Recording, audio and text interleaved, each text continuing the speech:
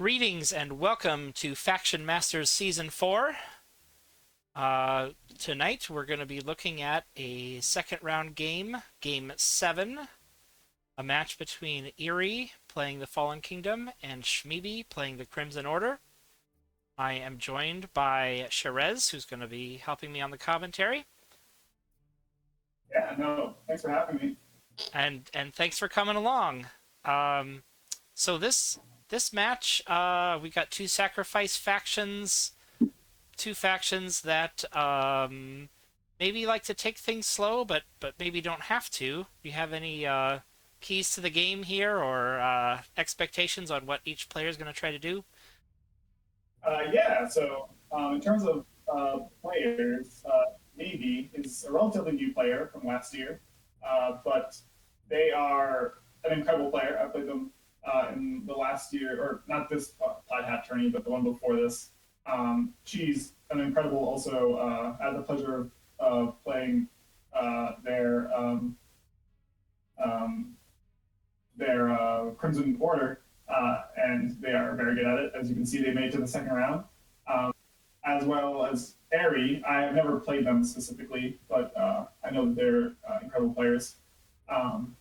And for this matchup, I would say I've never actually played it, but I'm assuming it goes very similar to Fungal Dwarves versus Crimson Order, where there'll probably be a lot of conversions on both sides. Um, I'm assuming Daymar needs to stay relatively safe outside of Blood Summon range, which is probably the most dangerous thing, being a 10 health summoner. Uh, I think if he's out of position, he can die really quickly with some Blood Summon Double Warrior or just Warrior in general, as well as wanting to keep his health high. Conversion chains are also probably very scary with this, where the carrier can convert one or two carriers in front of it. As a lot of the Crimson Order commons are 2 health. All the cult. So there will be most likely a lot of dice RNG on both sides. Outside that, I'd say warriors are probably going to do a lot of work on both sides. So the warriors from the skeleton warriors and the royal warriors are both, in my opinion, probably the key. Okay. Anything you want to add? Yeah, let's get things started. We'll see how it goes. Fallen Kingdom go first. Get that forward wall down. And moving Reptalis up a little. Don't get that first kill, but... Yeah, so Reptalis positioning is super important because of his ability to raise. So the closer Reptalis can be to summon units, but at the same time not be in danger, is important. And especially with a faction which has limited range like Crimson Order, further up is probably better. And when you say limited range, we're talking about reach, I presume. Yeah, they have a number of ranged units, but they don't have necessarily that ability to really extend beyond a couple spaces away. Here we see a couple of undead warriors being summoned right off the bat. This is Fallen Kingdom's heavy-hitting common, but it does take some setup to really get them going. And it's interesting to me that... nicer because they're high. Sorry, you were saying? No. You just keep going. Sorry, I didn't interrupt you. Okay, yeah. So, it's interesting to me that Shmeebee is keeping Daymar hidden behind walls. Often a Crimson Order player will want Daymar to be out where he can, do some attacks, use that blood drain to get his life back up, but it's going to keep him safe for now, and we're also already seeing the first... I think he's really afraid. Mm-hmm. We're seeing the first sacrificial pyre from Eerie. I think it's...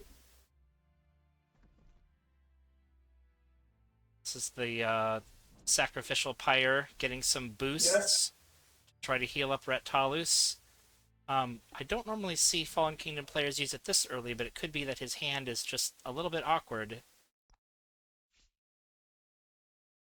So I expect we'll see a a couple more kills here to finish him off. Go ahead.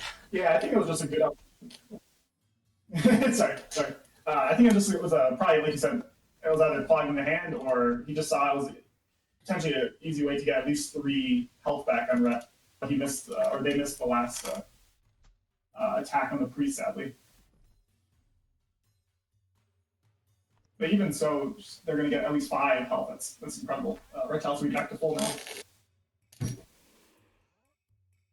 Yeah, a bit of a magic advantage for Shmeebee here in the beginning, and I've noticed something with both of these factions. They can be kind of swingy in that if they can take over the board and just have lots and lots of units out there, it can be really hard to prune them back. But they're see another wall being placed on that 3rd rank. And it seems like the Fallen Kingdom are just really having trouble getting commons to stay on the board.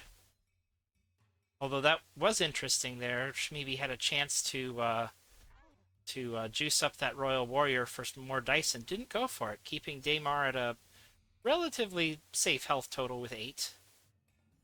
Of course, you're never really safe from the Fallen Kingdom and their tricky combos, but you feel safer at 8 than at 7, I guess. Definitely. A Royal Warrior with 5 boosts will be 7, exactly. So anything above that is great.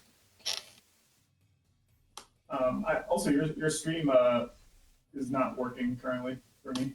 Is it just frozen for you now? Okay, I'm going to pause the game and I'll call you back.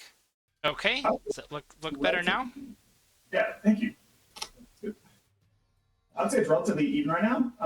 That said, these warriors, the 2 warriors which are already up, are a bit scary. Though one of them should be easily converted, the 1 HP one. Oh, interesting. Didn't go for the Daymar blood sacrifice or blood drain on the warrior, or blood boot gone, I guess. Went for the 2 for 2, and it was successful. Didn't need to waste the health. Yeah, really not taking any chances with Daymar's health level. But I'm sure Shmeebee is counting the events, watching for the blood summons, the purges, and whatever else would happen here. That it's interesting with playing against the Fallen Kingdom. You feel safer when those events are kind of spent. 100%. 100%. I think everyone's had a game where they think they're winning and then all of a sudden get the blood summon to death. Oh yeah. Yeah, and yeah, we'll see call forth be used here to get some more comments back. Eerie just keeps bringing back these undead warriors. Seem to be really... Yeah. And finally we see Daymar get in the action here. I'm curious. I think... So Daymar's in a little bit of danger right here, where if they can summon a zombie in front, they can potentially infect the cultist in front of Daymar this turn. Yeah, again, not using Blood Begotten on that warrior. It's a ghoul das sighting outside of the tournament. Amazing. Amazing.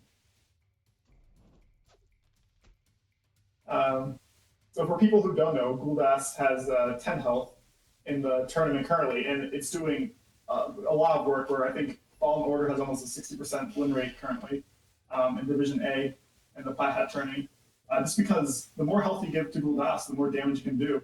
And especially to factions who can't burst it down, it can be tricky.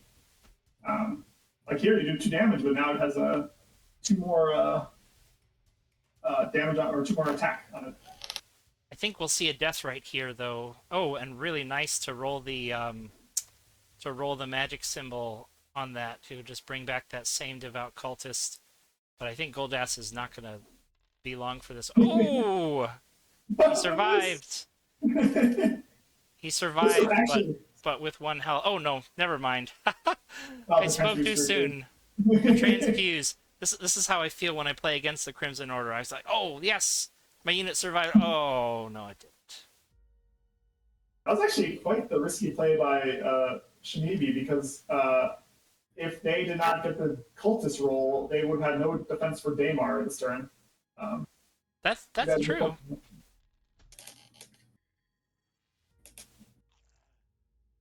That's true. Daymar seems like in a very safe place here. He's got 2 priests on his flank, got all those gates lined up here, and then against the edge of the board. But the Fallen Kingdom seem to just keep pressing on with those undead warriors. But Reptalus is running out of things he can summon. That was actually a very scary turn that already also because if the Crimson Order had their 6 mana champ, they could have actually attacked Red this turn because that's flying and 3 movement. Yeah. But they took the risk and they were rewarded for it. Ooh. These Royal rolls. Warriors having some trouble here. It's not just one side. Both sides have been rolling. Their melee dice have been really bad this turn. I mean, for both sides. Yeah. And we see Reptalus has raised his last, at least until he can get to that second pyre. For now, he has raised his last undead unit. But with 3 warriors on the board, let's see if Eerie can get a push going here. These warriors are going to be hitting pretty hard. If this carrier is able to get the 2 for 2 on the cultists, I think Shmeebee is in a lot of trouble because now they start getting their gates clogged down. That's it. This is, like you said, a little bit all in by Eerie, where if this push does not work, I think Crimson Order is ahead. Well, he got 1 gate down. True. And Vesna, I was not going for Vesna. Vesna can really slow down a lot of factions when you can. I think the Fallen Kingdom have used both purges. It can be hard to get Vesna down without purge. But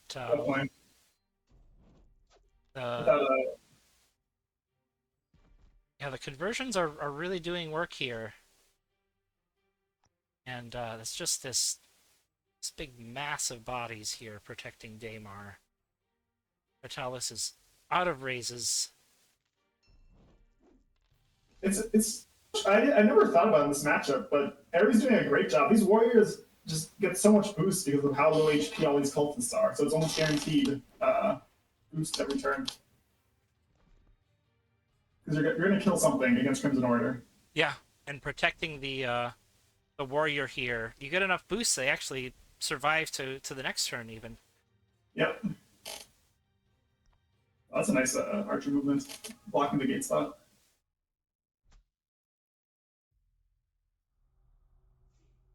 Double warrior, I'm assuming. I would think so. Oh, take one cultist just to be safe. Perhaps. So that was the last. So. Yeah, perhaps a cultist to be sacrificed here in a death rite. Got another gate to provide this nice shooting window for Daymar. That's a good point, actually. Using the cultist for death rite here.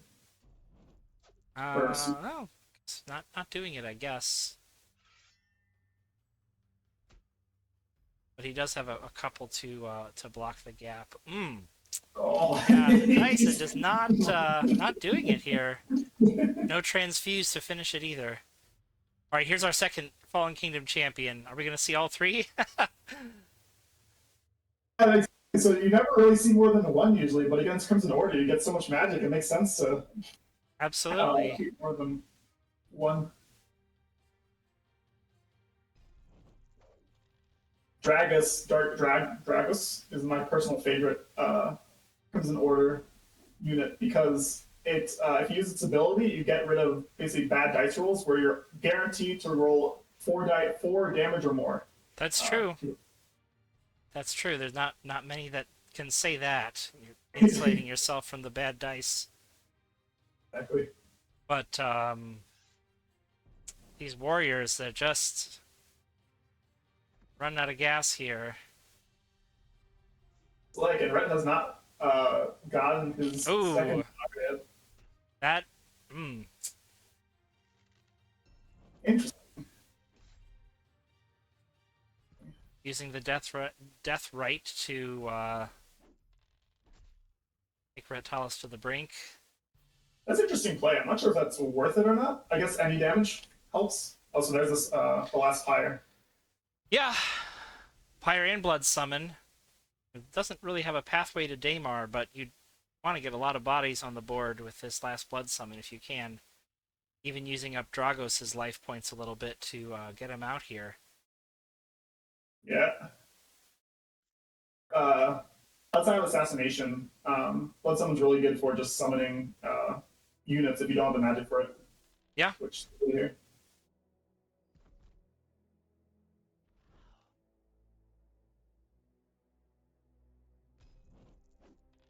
Now, if you're Crimson Order here, you might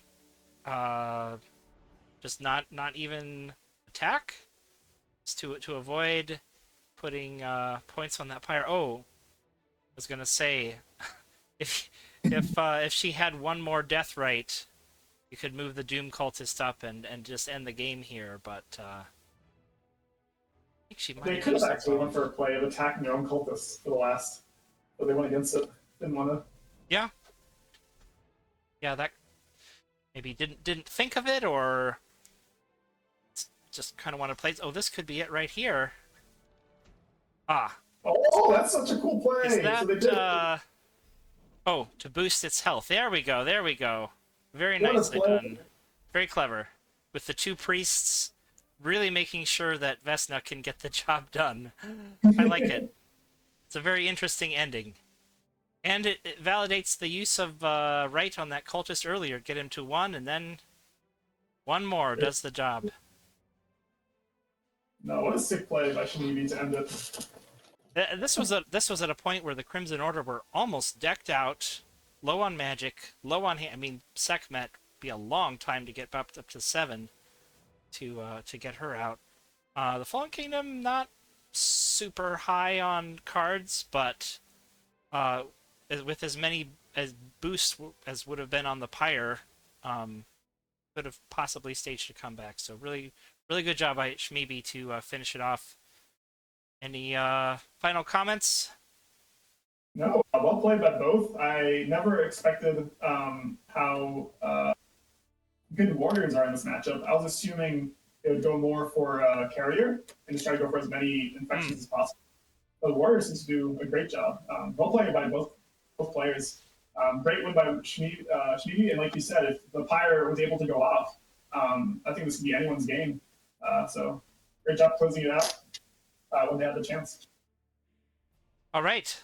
Well, that'll do it for this game.